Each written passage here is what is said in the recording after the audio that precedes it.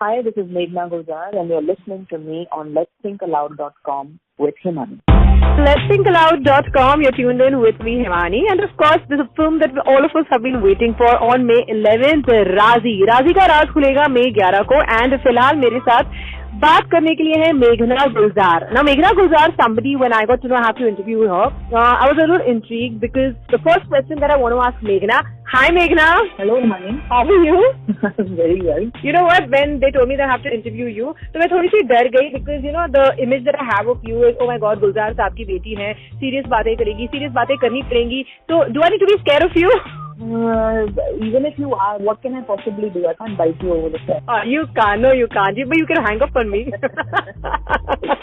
No, that I won't do. Meghna, first I have to tell you, we love your films, of course. You know, and I think everybody knows that the films that you come up with always have so much substance to it. They're so interesting. This film, the next film that you're coming up with, frankly, till I read or saw the poster of the film, I was pretty unaware that, you know, it's based on somebody like Sehmat.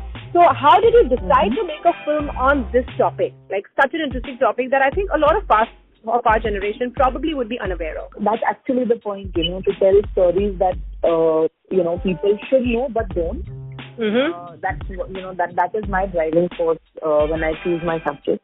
But coming back to this story, actually this story kept coming at me. First, Preeti Shani of Jungle Picture was the first person who mentioned this book to me, saying she's trying to acquire the rights and if I would like to make a film on it. Those talks didn't materialize, they didn't come to a conclusion. A couple of months later, another production house reached out to me again with the same story and the same book. You know, that's when you begin to wonder why is the same story crossing your orbit again and again. I was writing my own my other scripts also at the same time. Anyway, in the course of that, I, you know, interacted with the author. I even went and met Alia because the minute I heard of the story, I knew that, you know, only she can play this part. Not too many people will be able to pull off the performance and the journey that's required of this character. So that's basically, I mean, the story kept coming to me rather than me, you know, deciding to make a film on this. Casting has always been very integral to your films, and I've been following the story of Raazi, frankly, through Alia's Instagram posts because she was so regular with her posts on Raazi when she was filming for the film.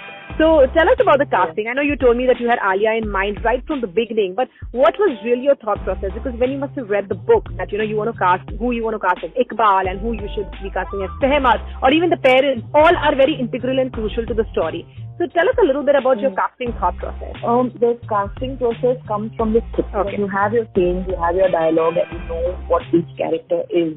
That is when you start imagining who your character will be and who the actor will be.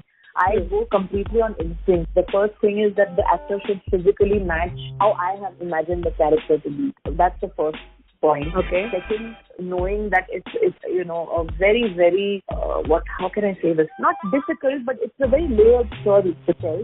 And therefore will require a certain elevated level of performance, both skilled and nuanced. So then that also is a deciding factor in who you cast for the film. And then particularly after the lead cast, the supporting cast in the film are never redundant or incidental in my films. They each have a part to play and are important to the narrative. And so I approach casting them like that as well. I like to go for faces which are not too exposed or too visible, because then they really become the character. You believe that this person is this character. When you have not seen that actor, you know, very frequently on TV or films or whatever. So this is basically how I approach it. Considering this film has been shot at beautiful locations and you're known to make films, Meghna, on real life incidents and beautifully so, how different is this film? Like, how much of a creative liberty has been taken, or how true it is to the real story, or how much of fiction exists in Raazi? Well, you know, if you're going to make a film on a true incident, then it leaves very little space for fiction.